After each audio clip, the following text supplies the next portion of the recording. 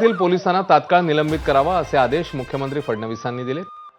गुन्हेगार कोणीही असो, देवेंद्रजींच्या राज्यात दोषींना थारा नाही। फलटणमधील महिला डॉक्टरच्या आत्महत्येने संपूर्ण महाराष्ट्र हादरला। स्थानिक पोलीस अधिकाऱ्यांवर संशयाची सुई होती। मुख्यमंत्र्यांनी या प्रकरणाचं गांभीर्य ओळखलं। सातारा जिल्हा पोलीस अधीक्षकांकडून तात्काळ अहवाल मागवला। या प्रकरणात सहभागी असलेला PSI गोपाळ बदनेला तात्काळ निलंबित केलं, तर त्याचा साथीदार प्रशांत बनकर याच्यावरही गुन्हा दाखल करण्यात आलाय।